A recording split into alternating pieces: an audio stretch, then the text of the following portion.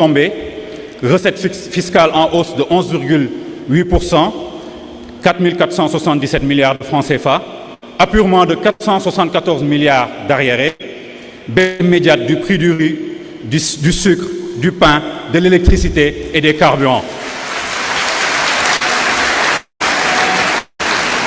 En novembre 2024, nous avons redressé la Sonacos de moins 33 milliards de pertes à plus 514 millions de bénéfices nets et 3 400 emplois créés dans cette seule filiale. La souveraineté industrielle n'est pas un slogan, c'est une réalité. Et puis, arriva le 17 novembre 2024. Encore des élections, encore une victoire de PASTEF.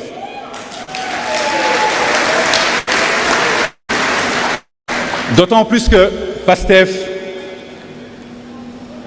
sous l'éclairage de son président Ousmane Sonko, s'est présenté seul. Et on voit bien aujourd'hui qu'il avait raison. Une campagne de 21 jours, un meeting dans chaque pôle. Le résultat est historique, 54,97% des suffrages, 130 députés sur 165.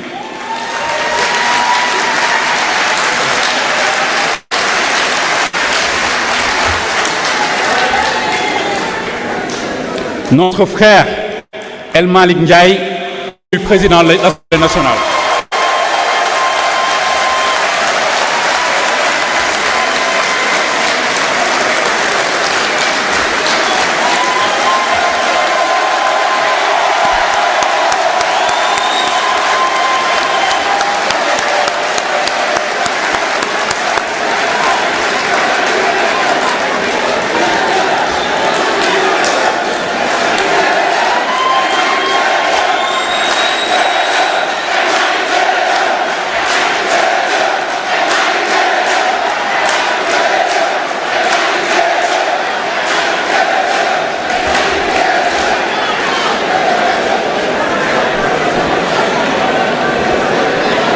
Merci. Et pour la première fois dans l'histoire du Sénégal, 3 députés vivant avec le handicap siègent à l'Assemblée. Le MONAF a gagné, l'inclusion a gagné.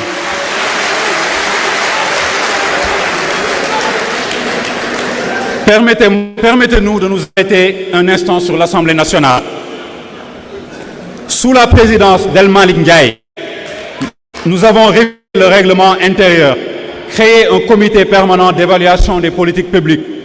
Le bilan des travaux parlementaires fait état d'une activité soutenue et de plusieurs avancées significatives en matière de contrôle et de transparence. Au total, 36 lois ont été examinées et validées.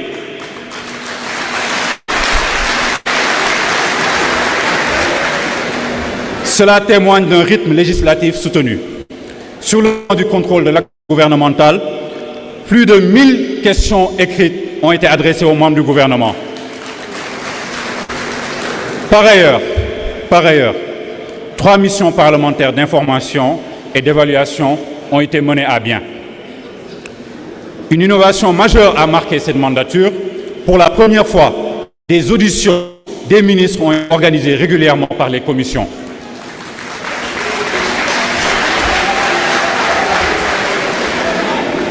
Enfin,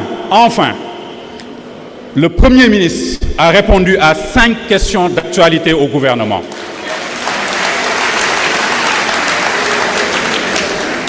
Il a ainsi renforcé le dialogue direct entre l'exécutif et les représentants de la nation. Puis il y a beaucoup de choses qu'on peut citer qui ont été faites à l'Assemblée nationale.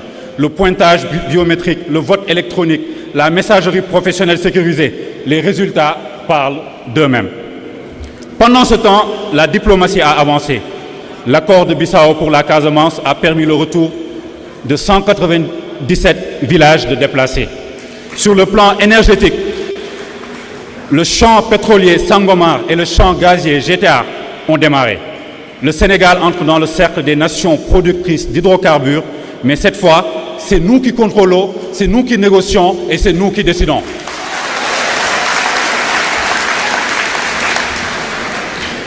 Chers frères et sœurs, permettez-nous ici de parler un tout petit peu des 2 années de PASTEF au pouvoir, avec à la tête du gouvernement notre Premier ministre Ousmane Sonko. 2 ans seulement, malheureusement pour le Sénégal. Cependant, le visage de notre pays a complètement changé.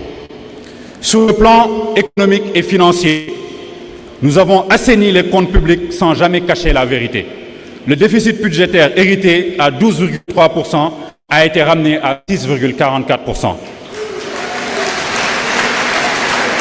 Nous avons apuré 474 milliards d'arriérés intérieurs et extérieurs. La pression fiscale a été rééquilibrée. Baisse de la TVA sur les produits de première nécessité. Renforcement de la taxation des revenus de capital et des niches injustifiées. Le dialogue social a abouti à un pacte national de stabilité sociale inédit. Les prix des denrées et des hydrocarbures ont été baissés malgré un contexte contraignant. Sur le plan de la souveraineté industrielle et agricole, Sonacos est ressuscité.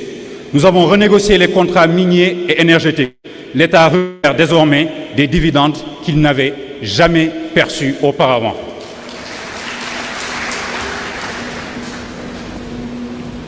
La couverture maladie universelle a été étendue à 1,2 million de nouveaux bénéficiaires, dont les travailleurs informels et les artisans. Et 3 400 emplois directs ont été créés dans la seule filiale Sonacos, sans compter les milliers d'emplois indirects liés aux projets d'infrastructure. Sur le plan des réformes institutionnelles, le parquet financier a été opérationnalisé, même si on n'est pas totalement satisfait, nous attendons encore les résultats. Les déclarations de patrimoine des ministres, députés et directeurs généraux sont désormais devenues obligatoires, même si il paraîtrait que tout le monde n'est pas allé faire sa déclaration. Sur le plan diplomatique, l'accord de Bissau a été signé, la Casamance respire la paix, la souveraineté retrouvée sur nos hydrocarbures a permis de réorienter 40% des revenus pétroliers et gaziers vers le fonds de dotation pour les générations futures, conformément à ce que nous avions écrit dans notre programme. Chers patriotes, en 2 ans, nous avons posé les fondations d'un État redressé, transparent et souverain, et nous n'en sommes qu'au début. Désormais, l'épopée entre dans sa phase d'impulsion au moment où le Premier ministre a été démis de ses fonctions et un nouveau gouvernement sans PASTEF a été formé. Chers patriotes, comment un parti né d'une poignée de militants a-t-il pu, en 10 ans seulement, conquérir la présidence de la République, conquérir l'Assemblée nationale? D'abord, l'engagement bien sûr, mais aussi le financement citoyen. 2017, Bokuna, 7 millions de francs CFA. 2019, 105 000 euros. 2021, 125 millions. 2022, 333 millions. En 2024, campagne présidentielle, plus d'1 milliard. En 2025, meeting payant à la Dakar Arena. Jamais un centime étranger n'a acheté notre conscience. Ensuite, par notre organisation électorale, notre secrétariat aux opérations électorales a couvert 100% des centres de vote.